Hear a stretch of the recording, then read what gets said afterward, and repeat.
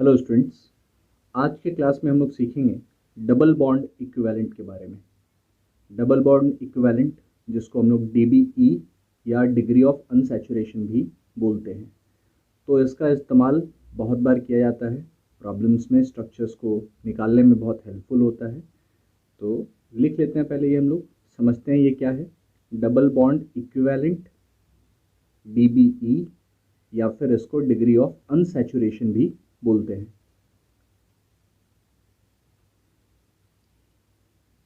तो DBE का इस्तेमाल क्या है, क्या निकालते हैं इससे हम लोग, और किस वे में ये हेल्पफुल होगा।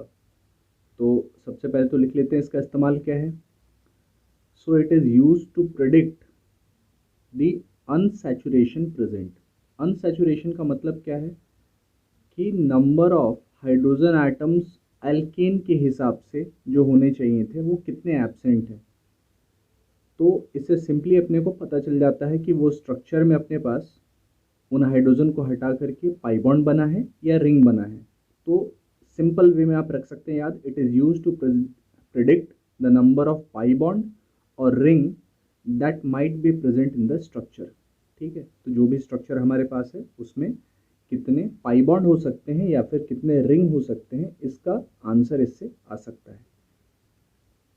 तो इसके फॉर्मूले में आ जाते हैं हम लोग DBE के। तो DBE का फॉर्मूला है C-H/2 प्लस N/2 प्लस 1। ठीक है, तो C यहाँ पे क्या है, C अपना रिप्रेजेंट कर रहा है where C is number of carbon atoms present in the structure. तो कार्बन एटम जितने भी होंगे उसको लिख लेंगे हम लोग C में। H फिर क्या है, H represents number of hydrogen and halogen atoms. Hydrogen और हेलोजन एटम्स दोनों भी रहे तो दोनों का ही नंबर ऐड करके लिखेंगे हम लोग उसमें। ठीक है, फिर आ गया अपना N। तो N क्या है, नंबर ऑफ नाइट्रोजन एटम। तो इन तीन चीज़ों को हम लोग देखेंगे स्ट्रक्चर में, फॉर्मूला जो भी अपने पास अवेलेबल होगा उसके हिसाब से रखेंगे और हमारा DBE उससे मिल जाएगा। ठीक है, आगे चलते हैं फिर हम लोग।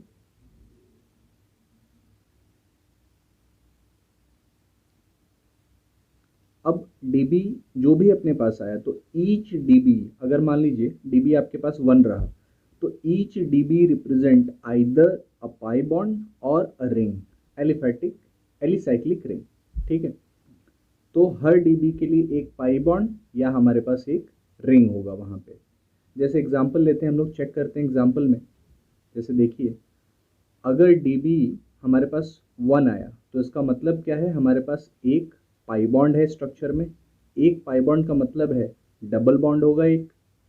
ठीक है, तो 1 pi bond means 1 double bond, या फिर डबल बॉन्ड इक्विवेलेंट 1 का एक और मतलब हो सकता है कि वहाँ पे एक रिंग वाला स्ट्रक्चर है।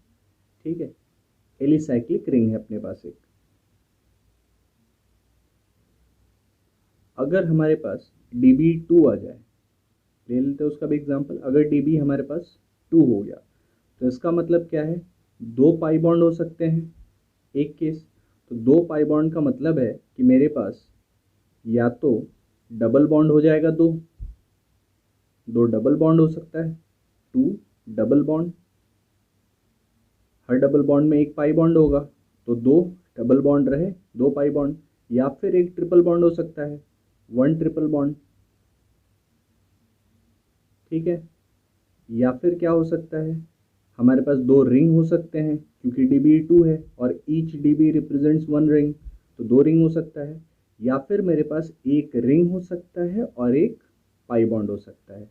तो ये 4 पॉसिबिलिटीज़ हमारे पास हैं, जिन 4 में से कोई एक टर्म वहाँ पर ट्रू होगा। जो भी ऑप्शंस रहे या जो भी हमारा स्ट्रक्चर निकल रहा होगा उसके हिसाब से निकालेंगे हम लोग आंसर वहाँ पे। ठीक है, तो अब कुछ एग्जाम्पल ले करके हम लोग ट्राई करते हैं समझने का कि DB जो हमारा आ रहा है उसका एप्लीकेशन है कैसे, DB निकालना क्या है और DB का मतलब क्या है। ये तो हमारा क्लियर हो गया अभी। तो एक सवाल ले लेते हैं, फाइंड डबल बॉन्ड इक्विवेलेंट या फिर डिग्री ऑफ अनसैचुरेशन, जो भी लिखें आप। Find dB of C3H8 propane, और एक एल्कीन ले लेते हैं हम लोग, C3H6 ले लेते हैं। तो प्रोपेन और प्रोपीन, तो प्रोपीन में हमें ऑलरेडी पता है कि प्रोपीन के पास क्या होता है, डबल बॉन्ड एक होता है, या वो साइक्लो प्रोपेन भी हो सकता है, हमें नहीं पता है। तो देखते हैं, तो C3H8 में जाएंगे तो फॉर्मूला लिख लेंगे पहले हम लोग DBE का, C-H/2 + N/2 + 1। तो C कितना अपने पास 3 है, H 8 थे, N है नहीं, और ऐड कर लिया 1। तो इसको सॉल्व करके निकालेंगे, अपना आंसर कितना मिल रहा है, 3 - 4 + 1, तो इट इज़ 0। इसका मतलब एल्केन में कोई भी डिग्री ऑफ अनसैचुरेशन नहीं है। नेक्स्ट चलते हैं C3H6 में, इसको बनाते हैं। तो DB इसका जब निकालेंगे तो ये हो जाएगा हमारा 3 - 6/2 + 0 + 1। तो ये हमारा मिल रहा है 1 आ रहा है, ये DB मिल गया यहाँ पर 1। तो 1 का मतलब क्या है, means either will have a pi bond, या तो एक पाई बॉन्ड होगा या फिर हमारे पास एक रिंग होगा। ठीक है, तो C3H6, तो कोई भी रिंग वाला स्ट्रक्चर होने के लिए मिनिमम नंबर ऑफ एटम्स 3 होने चाहिए, जो कि यहाँ पर है हमारे पास। तो दोनों केसेस हो सकते हैं, इसका मतलब या तो प्रोपीन हो जाएगा, ठीक है, तो प्रोपीन हो सकता है हमारे पास, या फिर साइक्लोप्रोपेन भी हो सकता है, रिंग चेन आइसोमर सही है, तो हमारा साइक्लोप्रोपेन भी हो गया यहाँ पे। तो ये दोनों में से कोई भी एक हमारा ट्रू होगा, वहाँ पे जो भी ऑप्शन रहा या जिस वे का भी रिक्वायरमेंट रहा उस वे में हमारा आंसर हो जाएगा वहाँ पे। बेंजीन में अगर हम लोग जाएं तो बेंजीन का फॉर्मूला होता है C6H6। तो DB जो सीखा हम लोगों ने, चेक करते हैं उसको यहाँ पे।